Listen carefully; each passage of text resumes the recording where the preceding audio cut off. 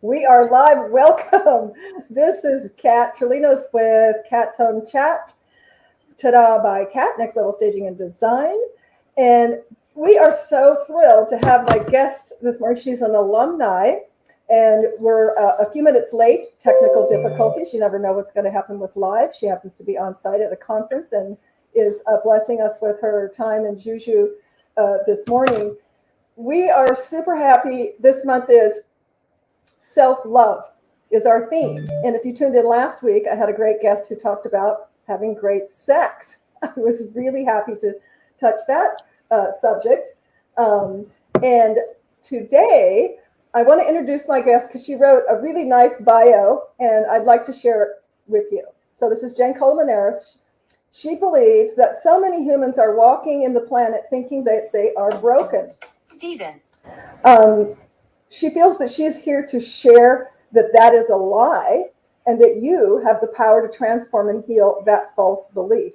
She believes we are all whole and of ourselves and our alignment to whatever source of God or source that we draw from. She has over 30 years that she began her spiritual journey, and she's always known that she was different. She had no idea that she was an empath, and we'll ask her a little bit about what that is, with an array of spiritual gifts. She felt that she was trapped in a more sensitive body and could feel everything and had no awareness of what was mine or others. And that's kind of what an empath is. Those lines are blurred.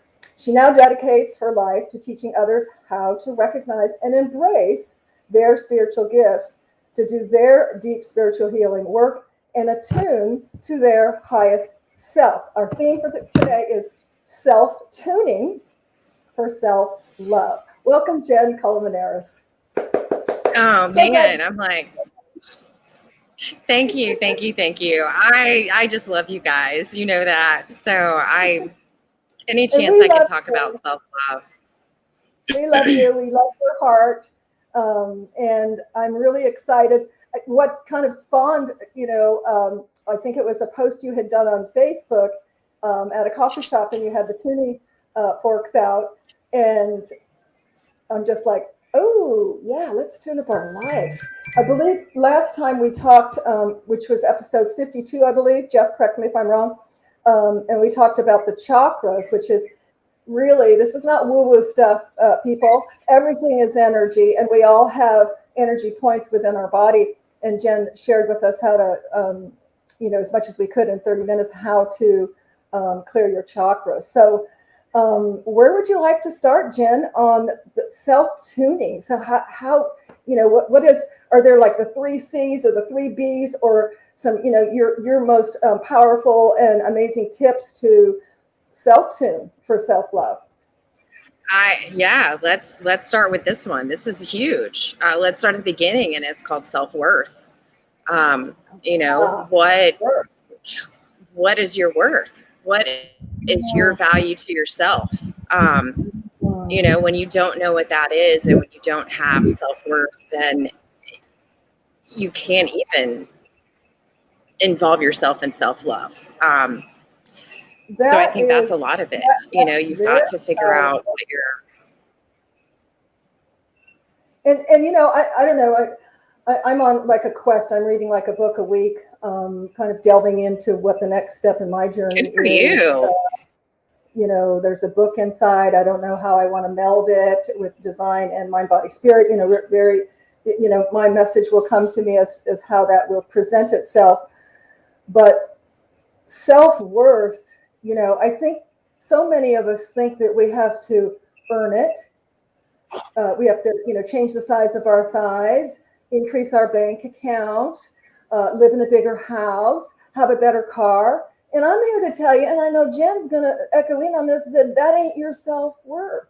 That is not your self-worth. You were born perfectly beautiful, magical. You're an irreplaceable miracle.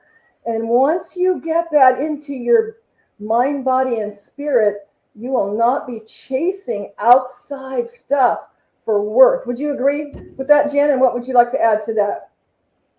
Absolutely. And I'm going to add this from one of my favorite gurus, Deepak Chopra. And he says, I mean, think about it. Here we are, we're as children, and somebody asks us, you know, how do you know that you're loved? Or how do you feel that you're loved? Well, automatically you look around and you look to your mom or your dad, or you look to your parents. So automatically from the beginning, we're programmed that gives me chills to seek approval.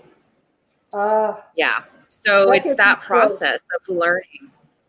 It's powerful. That gives me chills, Jen, because, you know, none of us are from perfect homes, and I just adore and am so envious of folks that came from just loving environments.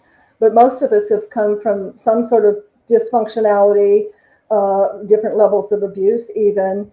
And those were early messages ingrained into our psyche that perhaps we're not loved. We need to be more, do more, change, that we're not good enough just the way we are. And right. I'm absolutely a recovering people pleaser, you know, and I was thinking about that on the way here of like people pleasing.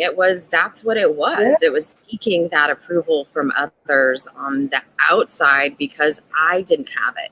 Like I was good when I made the grades, or I was good when I made it to the gym, or I was good when I hit that number on the scale.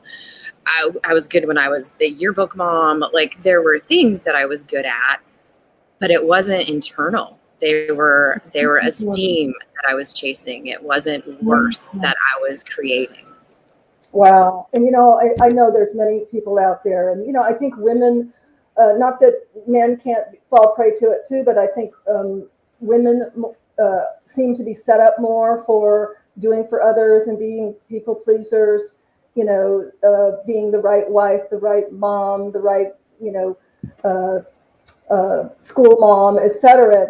And those, again, you know, those are all outside things that point to us that unless we're doing and producing and pleasing others, as you said, we're just not enough.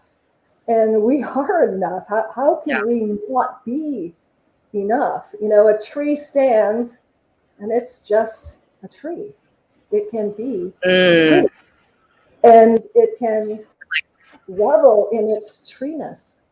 And how are we not as magnificent, if not more, or even, you know, at least on the same level of a tree? But I think, so what was your journey? Let's talk about that on the pleaser, you know, being a pleaser. How do you control that? Because, you know, I think we're on a constant journey. And, you know, as we raise our level of consciousness, I think that's the first thing, is taking the sheet off our head and being aware of it, right? We can't fix anything until we're aware of it, and step back and raise our level of consciousness, and then we can make conscious changes. So what was that journey like for you when you first started doing it? Ooh, yeah. You know, sometimes you got to hit rock bottom to come back up. So that was, you know, that was honestly, it was multiple, you know, bad relationships and narcissistic entanglements that, you know, looking back now, it's like, well, no wonder, you know, I'm a people pleaser, and narcissists love to, you know, not be happy. You were attracting the narcissistic tendencies. Oh, absolutely. You know? Absolutely. Sure. Yeah. Well, narcissistic and busyness. Yeah. I was abusing myself. Yes. Busyness. You know, I was. Yes, yeah. I can relate to that. I was the oldest daughter of 5 kids, and you know, I was kind of like the you know, I don't know, you know, I had to do everything for them. You know, I had to iron for all the kids. I had to cook. You know, when I was 12, I had to prepare. You know, I had to take care of everybody, and everything fell on me. And so I assessed for me that was part of the things that I had to raise my level of consciousness, is that I only felt worthy when I was doing and accomplishing, and you know, yes, that is right. So huge, huge, because we're so. There's a fine line in that, though, Because even, as an adult, as I go, gosh, I'm always wanting to do more things. There's a saying by Picasso, I'm always doing what I can't do. That's how I get to do it. And that's really my philosophy. Like, I have more ideas and more passion about doing things than I have time to do. And I don't think that anymore that's driven by, the old lies, that Right. were instilled, from childhood, that you've got to do, you've got to produce, you've got to be doing something, or you're not of value. So it's a journey, isn't it? I feel like from you now, it's your creative spirit. You've tapped into that creative spirit. So you're producing from your heart, from that place of love. You're producing from worthiness, not trying to fill a void. And that's the difference. That's where the shift has to happen, is in slowing down and really embracing who you are. And facing those feelings. It's uncomfortable. It's uncomfortable to not feel good, or to not feel like you fit in the room, to feel like a misfit or an outcast. You're not. You just need to find you and embrace the things that you enjoy, that you love to produce, and focus on that. And that just drives success. Like, you can't help but have the universe on your side when you are creating and producing. There is that, what I call, I've been using it a lot lately, synchronicity. Yes. Line up with, and I think so many of us, for so long, I know for me, it's like, you just keep busy and you really never take the time to introspect. Another philosopher, I don't know who it is, but, the life unexamined is a life not worth living. You need to slow down and examine your life. And that can be scary. Like you said, it can be scary to do, but so rewarding, right? When you slow down and find out, what does Jenn want to do? How does she feel about just fervently trying to please others and forget about herself? What really is going on behind the scenes, and then come to grips with that, and clean out the wound and start with a new story. Really? Yes, so true. It's that shift. It's that shift of getting out of that old story. You are worthy. You are enough. You've been programmed. You've been programmed to believe that you're a cog in the wheel. You've been programmed to believe that your worthiness lies outside of you. Like, these are all just, they're pathways in your brain that just need to be remapped. That's science. Spirituality is what it is. Yeah, I'm like, there's a path there that just. That's why I love Detox, because he really integrates the science with the spirituality. It is it's not woo-woo stuff. This is stuff that they can measure. This is stuff, that they know, through scientific discovery.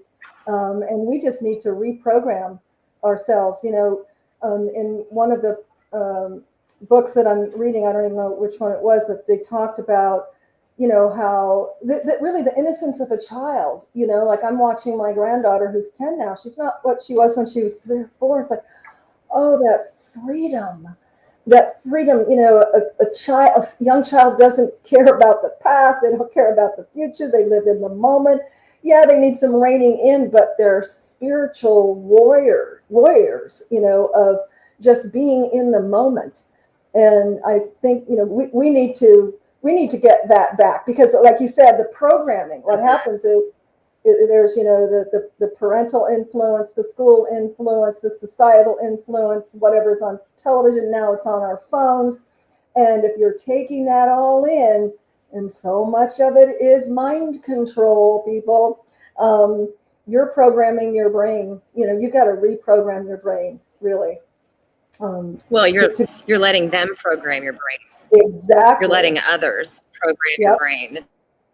You need to take back these thoughts. You need to take back that power. You need to take back those micro moments. And it takes action. I mean, sometimes it's constant action. I don't have it on today, but I have a little band that I've been wearing on my finger, a little hairband, just so that when I see it, I remind myself, like, stay focused on the future.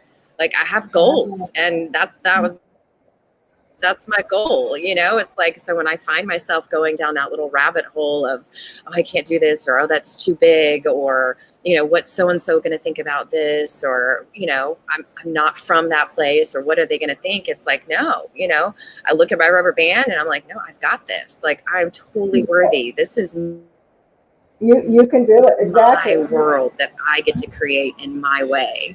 Yes. And isn't that amazing? We can create our world. We need to use I'm waking up to all the colors in the rainbow, not just one color. It's all out there for us to grab. But there's those voices in there that says, I'm not good enough. And then create more. Right? I'm too old. I'm too poor. My thighs are too big. I don't have enough money. Oh, yeah. I can't be like them. I forget who said it. I think it's been said many times, and that is, the perfect joy killer, life killer, is to compare yourself with others, because there is no one like you. There is no another Jenn Colmenares. There's only one. So why would you compare yourself? But it's that doubt, that society that says, oh, you must fit into this if you want to be this. That's not true. It's just not true. So I want to be respectful of your time. And I think that's so important now, especially as people are emerging. You froze a little. People are emerging what? Yep. Okay. Oh, there we go. Oh, I think people, as we're emerging, I don't remember where I was going with that. But my brain moved on. More than ever now, it's important as people are emerging into themselves, really, with so much, Well, self-worth to figure out. Yes. Yeah. Oh, that's where I was going. Is how does that start? How does it start? Like, one of these days, we're going to have an amazing connection when we meet. So it starts with you showing up for you. It starts with, right? It starts with keeping those little promises to yourself and not beating yourself up. It starts with saying nice things to yourself and talking nice to yourself in the mirror. I'm going to do a experiment this week, and I'm going to buy 2 plants and I'm going to put them in their ideal environments, and I'm going to speak really nice things to this one. Like every day, I'm going to tell it how beautiful it is as I water it and put it back into its environment. And then the other one, I'm just going to pick it up and just tell it, oh, how ugly it is and how awful it is, and how it just. Oh, I lost you. Oh, okay. Well, I love that. I'm going to wait for her to hop back on. She's in a hotel, I believe, so not great connection. But let's see. Here we go. There, you're back. Yeah. So I was filling space there. Oh, I'm back. Interesting. I don't know where I left off. About 6 minutes, but you know what? That's a great experiment, and I can tell you what the result is going to be, because they've done studies like that. Not only can you change water by infusing a glass of water, infusing love into the water, and so when you drink it into yourself, there's a Japanese gentleman who wrote a book on it. I forget what it is right now. Jeff probably knows. You can type it in, Jeff. I've shared the book with others because it's amazing. If you think just really that there is no energy, that there's energy in and I want to say it's the Hashimoto or whatever also. Hashimoto, I think is his name. Yeah, a little skinny book, blue, and they literally showed, the negative showed really blurby snowflakes under a microscope, and then absolutely gorgeous, patterns with the ones that were infused with the mental thought, positivity and love, etc. So you'll have to share your plants. Oop, I lost you again. You have to share your plants, because I'd love to see that, in the real person. I've seen it, like I said, done in studies and in a video that I watched. But what a prime example of how thoughts are powerful. And it starts with the thoughts that we tell ourselves. Get up every morning and, before I get out of bed, I tell myself how grateful I am for the day, how much I'm so grateful for Jen or whatever's going on in the day. I'm grateful for this comfortable bed. I'm thankful for the magic and miracles that are going to happen this day. And this is where synchronicity comes about, when you are thankful and grateful. And so it is, as if it is, and I like what you do with the, putting a rubber band to help anchor you when those little thoughts go in that, oh, I can't because of this, or I'm too this and I'm too that. And that's, nope, pull you right back to your anchor. And it's that self-talk. I love to mention, keep the promises to yourself, and so number one, we have self-worth. And don't set yourself up so big. What do you mean, don't set yourself up so big? I was going to say, don't set yourself up so big. Those promises on yourself, like, I have clients that come in and they're like, okay, I want to make it to the gym at 5:30. I want to eat better. I want to journal. I want to meditate. That's a whole lot to anchor in. Like, no, you need to start with like putting your shoes by the front door at 5:30 in the morning, or figuring out, what it looks like that you want to wake up at 5:30. Reward yourself for beating yourself up that you didn't make it. I like that. Yeah, it's those little micro steps, setting yourself up for success. I like that. Yes. And it's not to say that you shouldn't have what I call a BHAG, a big hairy ass goal. You should have big hairy ass goals. Put them up here, but then micro success them through those steps, because we're not looking for I tell my team this also. We're not looking for perfection. We're looking for progress. Progress, not perfection. Excellence, not perfection. Because nothing is perfect as you imagine it. A critical mind can always make something not perfect. I have a saying, and it goes along with design, and that is wabi-sabi. Now, I don't do much wabi-sabi, but I kind of like it, the perfectly imperfect. You're actually seeing it more in design, where the bed is kind of tousled and it's a little crooked. It's not symmetrical, and things are kind of, tossed a little. And that's, that's a vibe that works in some places. But I've been doing that for years. But in our life, everything is perfectly imperfect. Surrender to what is, and applaud yourself with those micro successes. I like that. That's excellent. So we have like 1 minute here. I'm being very conscious of absolutely. So you have to change the world. What's that? We're going to change the world? You're so sweet. You're so sweet. So I absolutely want to change the world. I want to teach people to dream big and to then dream bigger. Like, you can do anything. You are amazing and magical. And it really is about tapping into that, about keeping those promises to yourself, about showing up for yourself. You don't owe that to anybody else, but you definitely owe it to yourself. You are your best friend. You need to date yourself like your best friend. Absolutely. So when you get in those moments, when you feel like the world is just drowning and you're drowning in it, just put your hand on your heart and take 3 deep breaths in through your nose and out through your mouth, and just feel your heartbeat. And remember that you are here for a reason. You have a heartbeat for purpose.